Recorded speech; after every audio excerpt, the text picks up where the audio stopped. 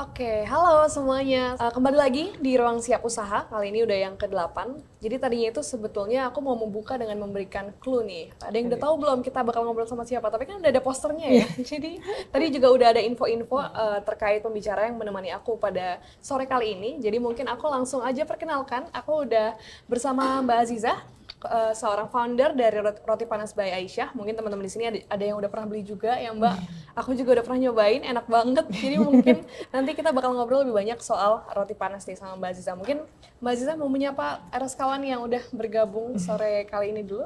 Terima kasih Mbak Olive. Halo ya sekawan, hari ini dapat kesempatan lagi bersama RSK dan Mbak Olive. Dan mudah-mudahan bisa sedikit menginspirasi teman-teman yang pernah gagal dan jatuh dalam berbisnis. Pana ini adalah brownies dan cookies adalah produk pertama kita. Ini juga pernah hits di zamannya lah, banyak orderan brownies dan cookies.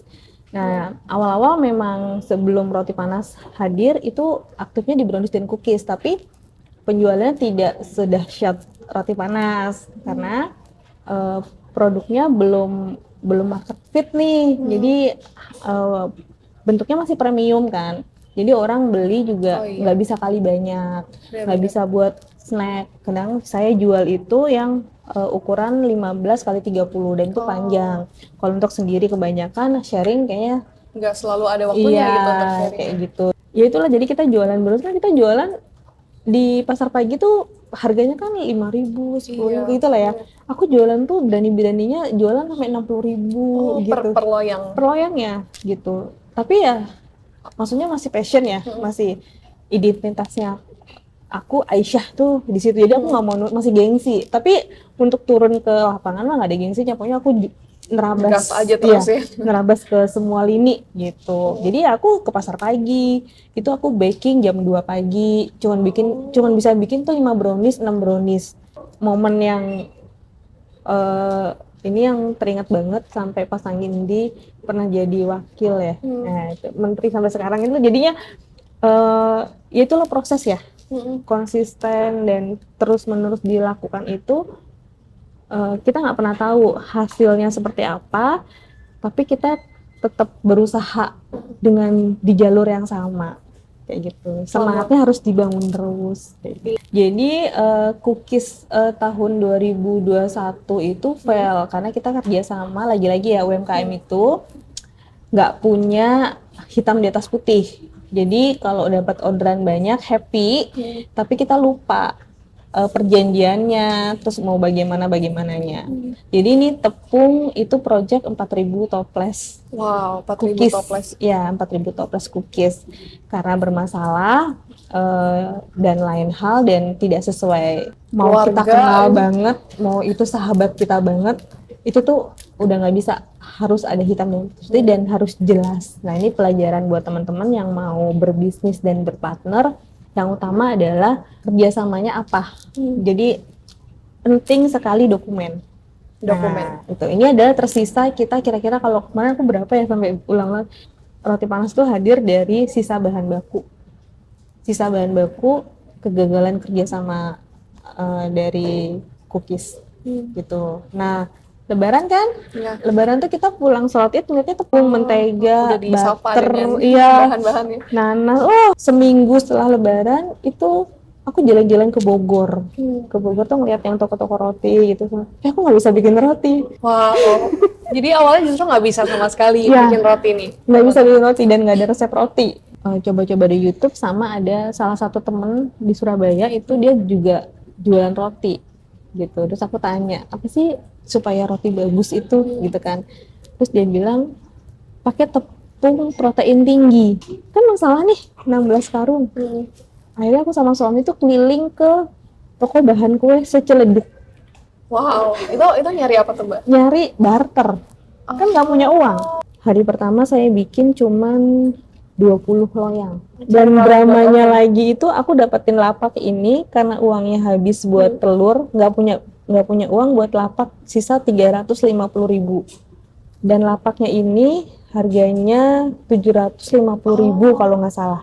ini pernah jualan di sini nih 120 cuman 2 jam. Wow. Itu Jadi lagi rame-ramenya berarti ya? jam 6 buka, jam 7 habis. Ketemu roti ini, alhamdulillah tuh itu yang aku cita-citakan gitu loh. Orang ngerasain bagaimana nikmatnya makan roti rumahan, ya, fresh from oven, terus seperti buatan mama, ibu kita di rumah gitu. Nah, alhamdulillah sih yang testimoni awal tuh mereka ngerasain ini rumahan banget gitu. Sampai tuh suami pernah kejadian ada yang ngantri, ternyata dia anaknya chef gitu, Agustus terus September. Nah, aku pindah ke ruko nih. Nah, dari yang tadinya lapak pertama, terus lapak pindah kedua, kedua. sekarang pindah ke ruko. Agak sombong.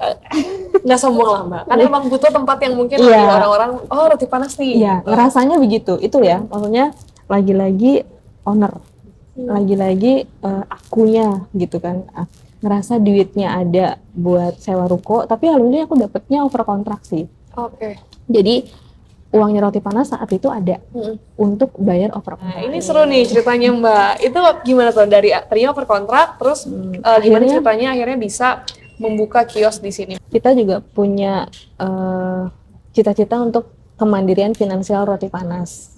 Dan ini karena RSK juga ya.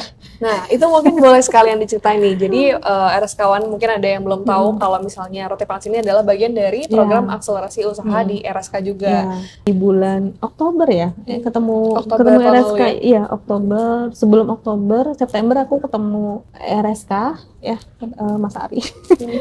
Itu ketemu terus order di sini, terus abis itu ketemulah sama salah satu petinggi petingginya RSK, terus kita ngobrol permasalahan roti panas, apa yang dihadapin. Kita kan ngobrol kayak gini, maksudnya pengennya tuh kayak gini gitu. Akhirnya alhamdulillah setelah di rekon sama-sama didiskusikan, saya maunya seperti ini Pak, dan RSK bisa memberikan ini.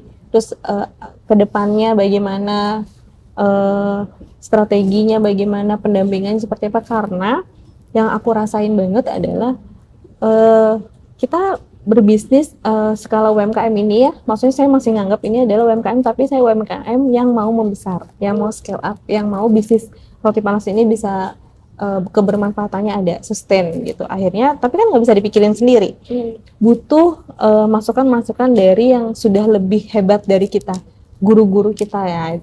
Dapatlah di RSK ini gitu. Jadi pembelajarannya kita dapat, terus pendanaannya juga kita dapat gitu. Jadi saya selalu bilang sama teman-teman, ketika kita bertemu dengan partner, yang saya lihat adalah bukan uangnya, tapi pembelajaran apa yang aku dapat dari si partner ini, dan bisa operasionalnya tercukupi gitu. Dan tentunya juga karena kegigihan Mbak Alhamdulillah, Aziza dan ya. suami juga yang akhirnya bisa, roti panas bisa sampai sejauh ini. Iya, alhamdulillah. Jadi seru banget nih, ini berarti udah belum ada setahun ya sama RSK belum sebelumnya ya, Mbak? Oktober, November, Desember, Januari, Februari, Maret, April ya, mau 8 bulan. Mau 8 bulan udah 12 pick up points nih. RSK-wan itu yang bikin aku terus-terusan, belum ada setahun, aku sampai kaget sendiri karena bisa melesat begitu cepat. Jadi mudah-mudahan aku menunggu banget perkembangan lebih jauh dari Mudah-mudahan roti doanya, panas, supportnya. biar kita bisa menemukan roti panas di mana-mana nih Mbak. Bisa nambah lagi ya pick up points-nya Amin, Mbak, amin. sampai Mudah-mudahan ya. Ini yang ke belasan pending puluhan. Tebet nih. Nah, Anak Jaksel bentar lagi nih. nih Tebet, RSK yang di Tebet ditunggu. Kalau misalnya udah ada bisa dilihat di Instagram RSK, nanti juga kita bakal share. Dan kalau misalnya RSK juga mau bergabung nih ke komunitasnya RSK, bisa dilihat juga, bisa langsung aja daftar komunitas RSK di rumahsiapkerja.com/siap-usaha. Nanti bisa juga dilihat di sosial medianya RSK. Oke, kalau gitu makasih banyak Mbak Sama-sama, Aziza Mbak untuk Olive. kedatangannya nih ke RSK dan Sama-sama. berbagi juga di Ruang Siap Usaha. Kita ketemu lagi di kesempatan lainnya ya, RSK-wan. Terima kasih dan sampai jumpa. Dadah.